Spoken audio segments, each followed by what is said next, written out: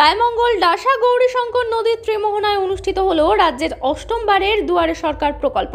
উপস্থিত ডিএম মুখ্যমন্ত্রী মমতা ব্যানার্জির মস্তিষ্ক প্রসূত দুয়ারে সরকার অষ্টমবারের ক্যাম্প অনুষ্ঠিত হলো হিঙ্গলগঞ্জ ব্লকের দুলদুলি গ্রাম পঞ্চায়েতের গৌরীশঙ্কর রায়মঙ্গল গাছা নদীর ত্রিমোহনাতে।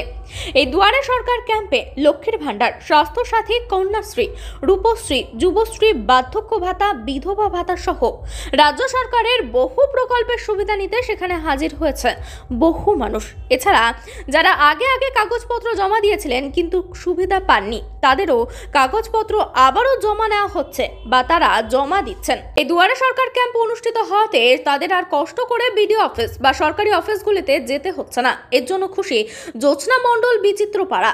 এছাড়া উত্তর 24 পরগনার ডিএম, বিডিও, জয়েন্ট বিডিও সহ এক ঝাঁক সরকারি আধিকারিকদের পেয়ে সাধারণ মানুষ তাদের অভিযোগের কথা জানাতে পারলেন। জেলা শাসক শিবিরে এসে সকলের অভিযোগের কথা শুনলেন এবং সমস্ত রকম কাগজপত্র খতিয়ে দেখলেন। সেই সাথে সাথে এর আগে বিভিন্ন সুবিধা থেকে যারা বঞ্চিত হয়েছেন তাদের সমস্যা কি হয়েছে সেটা সমাধানের রাস্তাও বলে দিলেন। হিঙ্গলগঞ্জ থেকে প্রতিনিধি আজিজুল শেখ, ES নিউজ বাংলা। কাগজ জমা দেওয়ার জন্য আগে কি এখানে দিয়েছিলেন? দিয়েছিলাম, নেবু খালি ওখানটা বসেছিল তখন দিয়েছিলাম। তারপর কি হলো সেখানে?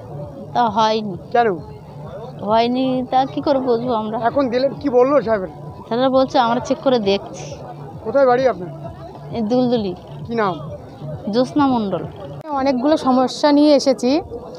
প্রত্যন্ত হিঙ্গলগঞ্জ সুন্দরবন এলাকায় দুলদুলি অঞ্চলে দুয়ারে সরকার বসেছে। এখানে এই ফেরিঘাট ভেসালে এখানে আমি অনেকগুলো সমস্যা নিয়ে এসেছি, যেমন বার্ধক্য ভাতা, লক্ষ্মীর ভাণ্ডার। এখানে হাজার হাজার জনসংখ্যা উপস্থিত হয়েছে তাদের সমস্যা নিয়ে।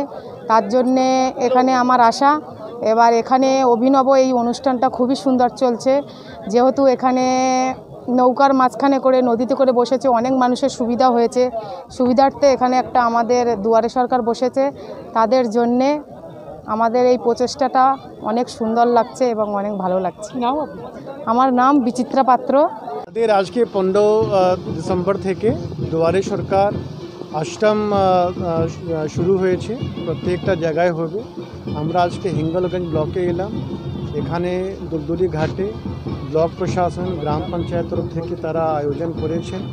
সমস্ত রকম পরিষেবা পাওয়া যাচ্ছে। আমরা দেখলাম যে অনেক লোক এখানে আবেদন করেছে, আর অনেক লোক যারা আগে আবেদন করেছিল তারা আজকে পরিষেবাও পেয়েছে। আমরা চাইছি যে এইরকম সমস্ত জায়গায়, প্রত্যন্ত এলাকায় আমরা ক্যাম্প আয়োজন করতে পারি, যাদের যেরকম পরিষেবা প্রয়োজন আছে তারা সবাই যাতে নিতে পারে।